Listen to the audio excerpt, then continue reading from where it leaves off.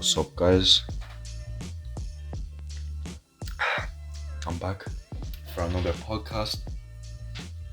Today is episode 15, I believe, of just the M&S podcast. Man, 15 episodes, and it's kind of crazy to think about, to be honest. Obviously, we've pumped out more.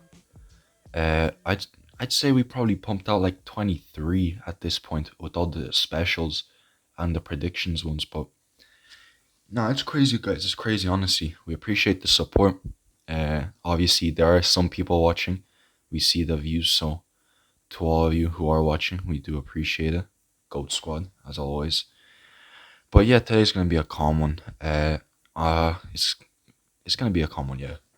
I'm basically gonna talk about some of the UFC stuff that happened last night, as well as some boxing stuff and just some sports stuff in general. It won't be an hour, maybe 30 minutes, because obviously it's a one-man team for now. So Sean obviously on the fucking grind right now, but we respect us, so we divide the hour by two and we get 30 minutes. Hopefully this is 30 minutes. I don't know, it might be a bit shorter, but listen, we move. First of all, though, I would like to say, after the whole year, the school season, the 2020-2021 school season has finished, I would like to say proudly that I am the ordinary leaving certificate maths champ. I secured that 100% in the last test. Sean secured 98, but as always, I always get the better result when it comes to maths. Even if he gets a 99, bro, I'm gonna get 100. So the same way I started the year, I started with 100, I ended with 100. So basically, boys, it's that I got my sights on that 01, you already know. But pretty much, guys, I just wanted to mention that real quick. But yeah, let's just go through the fight night that happened last night. Marab would be proud, to be honest with you, because I'm not trying to knock these guys yet, but it has been some decision city during this card. Only one finish in the main card, which is due to Carla Esparza. Respect to her, man. She still got it. You know, I wrote her off, but she proved me wrong. Respect to her. Obviously, we got David Dobrik winning. David Dvorak, excuse me. Damir Ismagulov. Joshua Kulabau. I got that one wrong. Bruno Silva. I got that one right. I got the next one wrong. And the next one wrong, which we'll talk about now, Ben Rothwell, coming with the submission. Now, you don't really see heavyweights submitting people in the heavyweight division. And especially Chris Barnett. You wouldn't expect something like that, but man, oh man. 2 submission attempts, 100% takedown, obviously 1-on-1. But now this sets up a nice little... Sean has sent me a couple messages today about this fight as I woke up. Because, we do still talk about this type of stuff. It's not just a podcast thing. But... he mentioned to me how this kind of puts Ben Rothwell into title contention, pretty much now. Although I wouldn't say it puts him, top 5. Let me just check the rankings, guys, just to check 100% where he is. But oh wow, he's not even in the rankings. I reckon this should put Ben Rothwell maybe top 15. I reckon a good fight for him is Alexei Olenek. Sean believes that Bam Bam Tai Tuivasa is a solid fight for either one of them. I reckon put Bam Bam against Chris Barnett. They're two similar styles. They like to bang it out in the ring or in the cage, excuse me. Both got similar body types, and I reckon Ben Rothwell putting out. I want to believe in my boy Alexei, but it's been 30 years, I believe. 3 decades he has been fighting for. 4 even, if you count 90s, 2000s, 2010s, and 2020s. So 4 decades, man. That's mad. But, as we have seen previously, that MMA, age does get up to you. You know what I mean? So it's a shit one, but Alexei, bro, I reckon have a nice little fight with Ben Rothwell. If Ben wins, stick him into the top 15.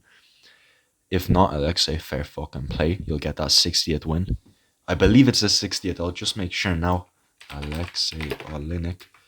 I believe he is one win away. I think he's going to retire in that one more win, to be honest with you. Yeah, he's one win away from his 60th. Now, although, people are saying, oh, he doesn't have any more. Well, he fucking fought killers.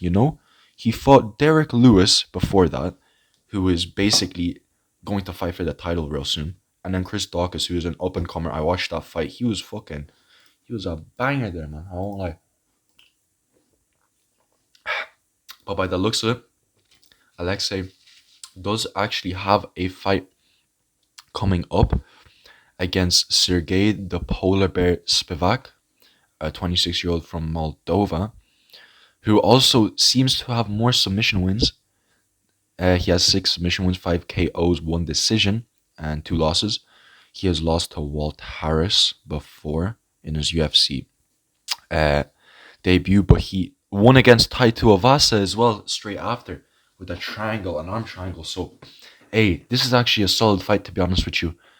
It's kind of like a younger Alexei versus obviously Alexei himself, but it'd be interesting to see what happens there. But yeah, getting back to it, we have a nice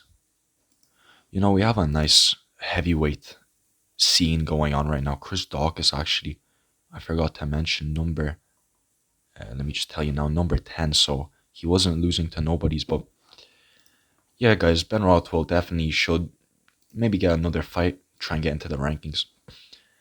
But looking at the main card afterwards, we have Jack Hermanson versus Edmund Shayabat-Bazin. I literally watched Bruce Buffer say his name and I still fucked it up. My bad, Edmund. I actually do apologize for that, man. But Jack, although I did predict him for the second round submission, yeah, he still got the win, but it wasn't a submission. He got the decision. Now, first round, bro, he got pieced up the first round. I won't even lie. Sean told me as soon as I woke up, yo, watch the first round. I was like, I bet, let me see this. Bro had 4 strikes in the whole time. I probably counted like 2 or 3 leg kicks. And then he just turned it up pretty much. And, showing that he is the more experienced man. So, fuck him, man. Edmund, 23 years old. So he is still relatively young. The fact that he's number 10 in the middleweight division full of killers, might I add. It's very impressive. And although he does have this loss on his record, he's now 11-2. Bro, don't take this loss like it's the end of your career, man. You're still 23 years old. You lost to a great fighter. Keep going, man. It's experience that you just gained. As I always say, you don't take L's, you take lessons. You learn from them. So, listen, man. Just keep going forward. Maybe we'll see you with the title in the future. Who knows? But, yeah, then I predicted the Ricardo fight. I said he'd win by split decision. I said Felicia would win by unanimous. I said Jared would win by first round TKO, right? And no, by KO, but he still won. Oh no, Felicia, excuse me, she lost. Norma Dumont won via decision. Justin Tafa, as I said, the lack of experience isn't going to get him the win. So Jared Vandera did win that one. Carla Esparza, as I said previously, she did prove everyone wrong, including me, I will admit. Rob Font, with a fucking banger of a fight. Now, guys, I didn't watch it, but I am a casual. What can I say? But by the looks of the statistics, it was domination from Rob Font. I saw someone say Cody Garbrandt is the type of guy to take 100+ significant strikes just to show that he has a chin. And, 176 significant strikes. That is more landed than Cody Garbrandt threw in the whole fight. Cody Garbrandt threw 142, so it's a bit ridiculous, to be honest with you. 3 out of 10 takedowns for Cody, 2 out of 3 for Rob Font. Man, it's ridiculous, to be honest with you. It's mad. Now, here's the question that I'd like to pose, What's next for Cody? Obviously, for Rob Font, he's just gonna go forward in the rankings. Like, that's the thing, you know. 1 second, guys. Excuse me. He's probably did ask for the winner of Corey Sandhagen and TJ Dillashaw, which should be interesting to see, to be honest with you, because I just want Aljo to fight Peter Yan again. It's just a fight to make. But Rob Font number 3 right now. Cody number 4. Be interesting to see. I think Cody might go down 1 position, maybe 2. And then Rob Font either stays 3 or goes up to number 2. But we will see what happens. But what is next for Cody? Because obviously everyone wanted him to win. Everyone wanted to see the old, previous champion. See what happens with him. Well, Sean O'Malley raising his hand and saying, you guys thinking what I'm thinking. Well, that would be fucking interesting. I'd love to see that fight because I saw someone talk about it and basically mentioned how, excuse me guys, basically if Sean wins, then he is basically proven himself that he isn't just a hype train. And if he's been the former champion, he definitely deserves recognition and he should go into the top 5.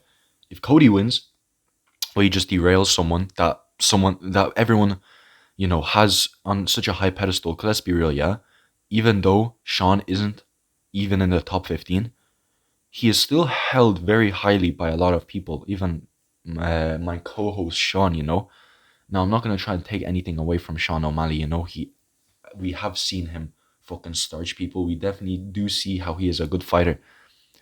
But, it's just speaking in terms of the rankings.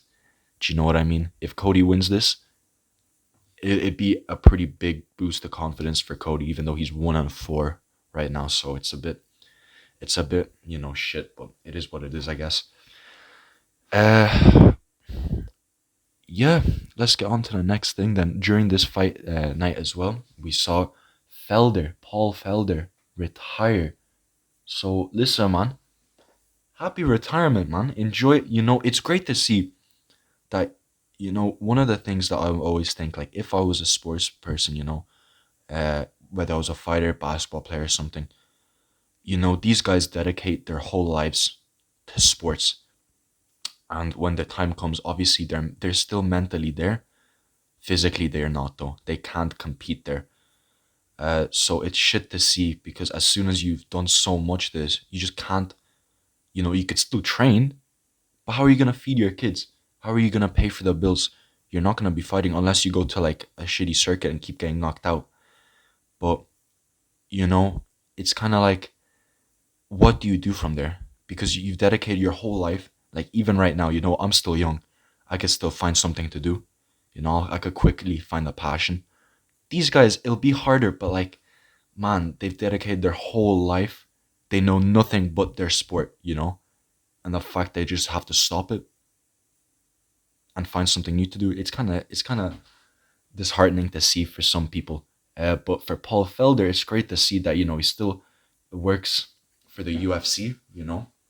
Obviously not in the cage anymore, but he does work as an announcer. He works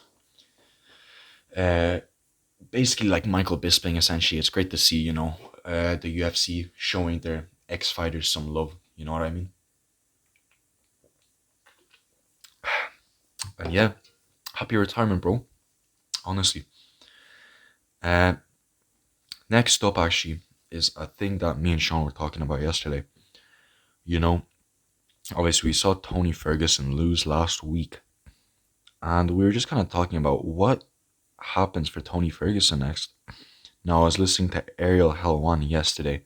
Although, we have called them out recently. We are having a little bit of a beef. I still show respect, although it is personal between me, Ariel Helwani, DC, and Sean. We might be in a beef together. We will still respect each other's businesses. And I was listening to the input that he had. And basically, they made some very good, they made some very good observations and basically said, I never really thought about this, but obviously we all know how, like, if you have the foundations of a sport down when you're older. So let's say Michael Jordan, why was he fucking great when he was still playing for the Wizards? You know, obviously he wasn't prime Mike, but he could still ball, man. Or LeBron now. You know, he's not that old yet. But the fact that he is still playing very well, what's the secret? Well, foundation. You know, you're not gonna, if you purely go off of athletic ability, you won't go nowhere. After your 20s, you're gone. But foundations, you know, shooting, dribbling, passing, they mastered it. So that's why they could keep playing for a while. You know what I mean? Kobe as well. And unfortunately, the same cannot be said for Tony because throughout his whole career, what made him special and what made people want to watch him is his unorthodox style, you know? And the fact that he always, you know, trained for that. We saw these crazy training clips of Tony. It was kind of mad to see. And, you know, he is getting older. He is losing. And it's just, you know, you can't teach an old dog new tricks. And I think it'll be very difficult for him to, you know, get a solid foundation going, you know, since he's been so sporadic, you know, in his technique his whole career. But, you know, I was listening to that, I was like, I never really thought about it that way. And DC, or Ariel, excuse me, I don't remember who, but they made a very good point actually saying that they should, Tony Ferguson should fight someone outside of the rankings to just prove that he could still fight in the UFC. And I thought about it, I was like, okay, fair enough. Because the whole, even after number 10, you know, it's got Paul Felder, number 9 actually, fair enough. But Tony Ferguson, number 6, yeah. Even after number 10, you have Islam Makhachev, Gregor Gillespie, you have Kevin Lee, you have all these killers, yeah. After 15, you have people like Cowboy, who is the next person that I think Tony should fight. Tony should, well, Cowboy should have his retirement fight next. I don't want to be dictating what he says in his does in his career, but it has to happen. He has to retire in his next fight, and I think the Tony Ferguson running it back. You know, it was a dodgy stoppage last time. Obviously, Cowboy blew his nose, I'm pretty sure, and it swelled up his eye. Nothing he could do there. So I reckon run it back, give one more entertaining fight, and then maybe, I don't know, let, if Tony wins this, maybe let him fight another ranked opponent. Maybe run it back with Kevin Lee. It'd be interesting to see that.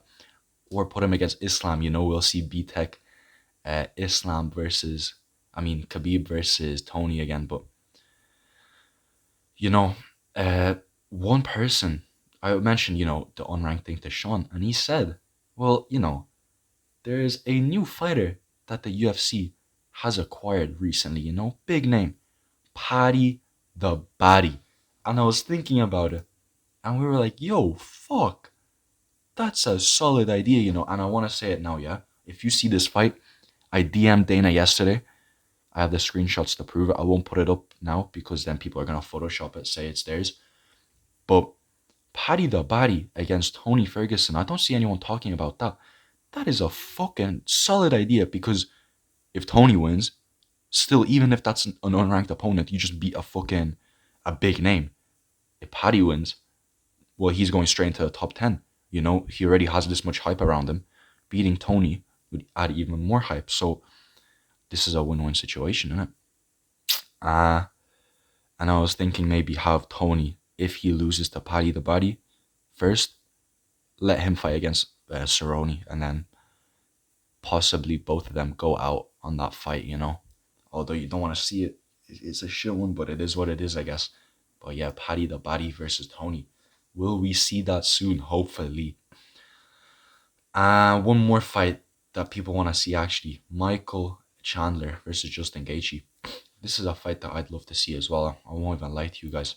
That is a fucking lovely fight to think about because they're both so explosive. They're, you know, they're so striking heavy.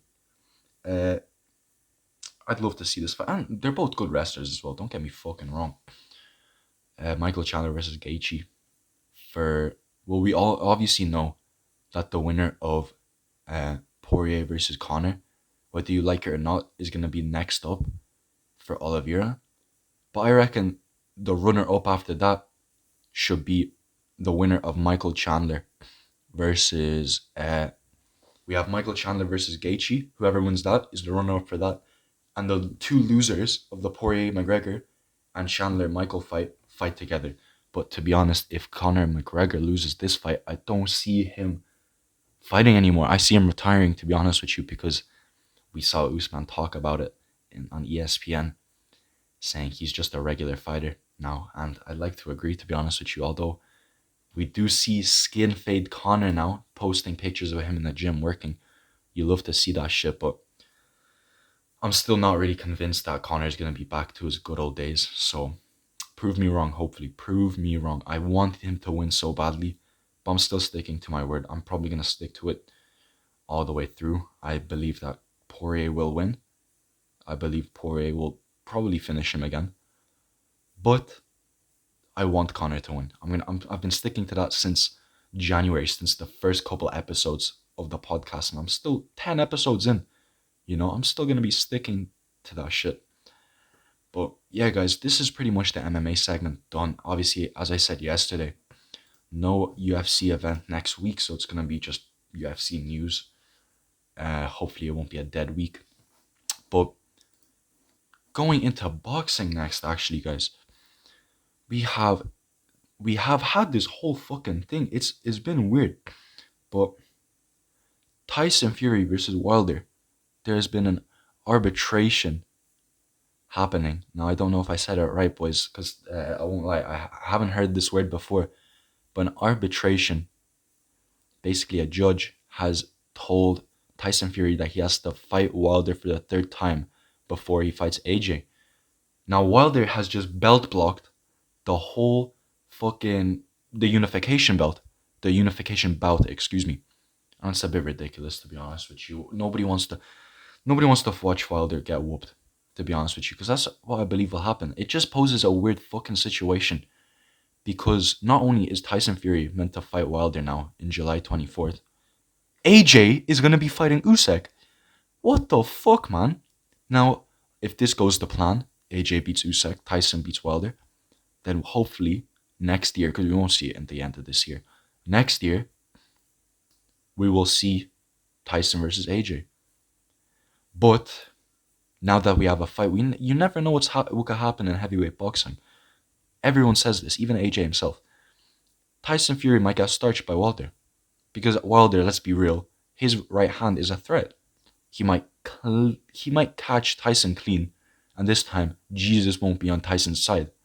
You know what I mean? Maybe Tyson fucking wears that Versace robe again during fight week, makes that big fucking mistake and loses. Maybe AJ gets outboxed by Usyk, because we saw the Chisora fight. Usyk definitely, doing fucking well against that bigger man. What if Usyk beats AJ? Well, then guess what? We will never see the Tyson Fury fight again the same way. Well, it can happen, but people won't care about it anymore because it won't be for the belt unification. And let's be real, guys. If one of them has a loss in their record, they'll basically be seen as mortal. Because right now, although AJ did get starched by Andy Ruiz, he avenged that loss.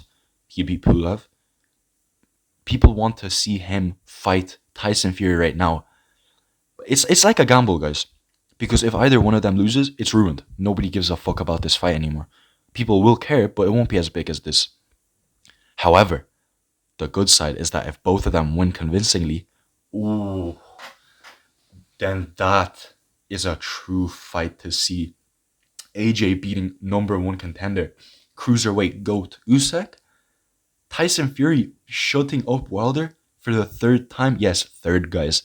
Because the first fight was his. I don't care what you say. Tyson Fury shutting up Wilder for the third time. And AJ beating Usyk. Now that would cause scenes. And guys, me and Sean both have the same opinion. This fight shouldn't be in Saudi Arabia. You guys always talk about the money. I don't care about the money. Fight me for 20 million bare knuckle boxing. Fight. Especially if you guys are going at the pace that you are now. You're probably going to fight next year. Fight in England, man. When Klitschko came to the Wembley Arena, yeah? Man, those were the scenes. Those were the scenes. That's Imagine if Tyson Fury versus AJ was in Wembley Arena. Does Wembley actually have? Sorry, guys, just a quick Wembley Stadium capacity. Uh,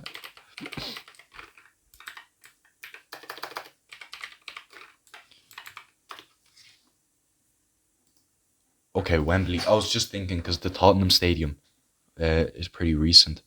62,850 capacity, 90,000 people. Now let's be real, boys. We could probably stretch that to 100K if we really wanted to. Okay.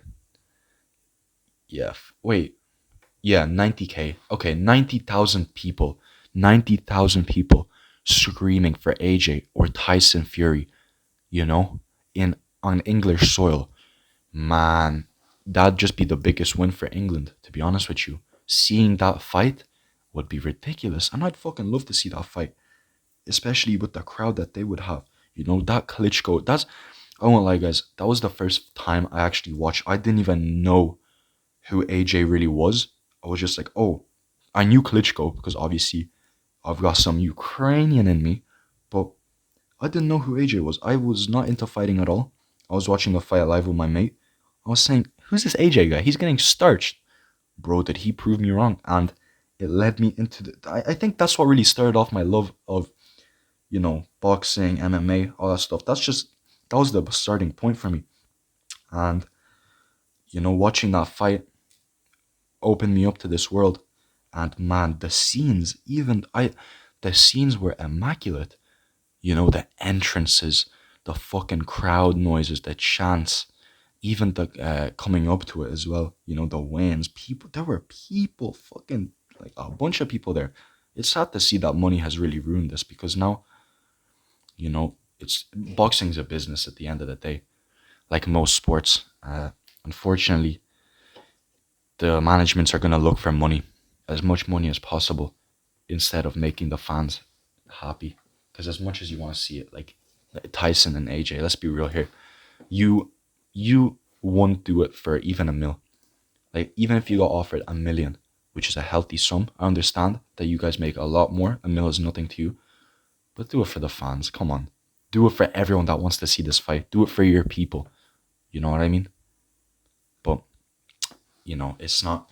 This is the opinion that I have. This is the opinion that I believe Sean has as well. But it is what it is, I guess. And yeah, guys, Tommy Fury as well. Just going straight into him afterwards. Tommy Fury is going to be fighting someone who's 0-14. That's all I'm going to say. I don't want to say anything else. He is getting handpicked opponents. I understand, getting journeyman to fight you, but at least get some wins. At least don't make it that obvious, It's just, I understand.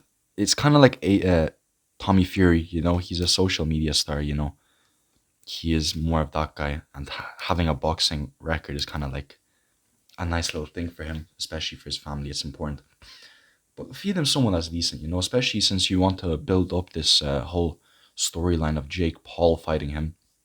Give him some people with some wins at least, because this doesn't look good for Tommy, The fact that the most amount of wins one of his opponents had was 10 with a 100 and like 100 plus losses is a bit ridiculous, but whatever, I guess. And, it's their fucking choice. Last thing I want to mention, which I will say now, and I'm about to watch now actually, the Wizards, yes, the Washington Wizards made it into the playoffs. They won against the Pacers. I watched the game live. Man, I was gassed. They won the game actually last time I put it up. A cheeky little screenshot at the end. I possibly might do the same now. Best of 7 against the Sixers. Whew, what a the 76ers, excuse me. I always just take out the 7. But, man, I cannot wait to see this. I'm going to watch it. It's literally 6:01 now. 6:01:47. It's probably going to start soon. I'm going to watch this shit. I still have the can that I opened up there. Even without Sean, we still open up the can. I don't care. Have some caramel waffles here, yeah? I have the munch. I'm gonna watch this. I might have to bust out the TV for these playoffs, I won't lie. Oh, Shaquille O'Neal. Charles Barkley with the tip off. Oh, man. I can't fucking wait to see this, man. But yeah, guys. Hopefully the Wizards win this fight. Fucking game. Jeez, I've been talking about fights so long. But yeah, guys. The Wizards versus the 76ers. If the Wizards win against the 76ers and they go through, the scenes you will be seeing. If the Wizards win against the 76ers, I'm changing the profile picture of the YouTube channel as the Wizards logo and the channel art to the Wizards logo until they just basically get taken out of the playoffs. But that's only if they win 4 out of 7 games against the 76ers. So yeah, guys, I'm about to dip. They're about to start. They're just warming up now. I appreciate you guys listening. Again, good luck to Sean. I hope study is going fucking lovely for you. Putting in that work. You know what I mean? Hopefully you guys are good as well. Nice little summer action happening. You already know. Yeah, guys, thanks a lot for listening. You know, I fucking love doing this podcast, to be honest with you. It gives me something to do. It gives Sean something to do as well. You know, it gives us a chance to talk about this because we do talk about it. We did talk about it a lot off the stage. You know, he'd call in the afternoon. We talk about it for like an hour or two. It just kind of puts our opinions out there. Hopefully build up an audience. But still, guys, we love doing it. Right now, even if there's only a couple people or even one person or even nobody watching, we still do this. We stay consistent and we still will stay consistent. Well, I'm going to try and stay consistent. Hopefully Sean will be on this podcast as well throughout the summer and into the school year next year, uni year. But yeah, guys, again, appreciate it. Let's go Wizards. And yeah, peace.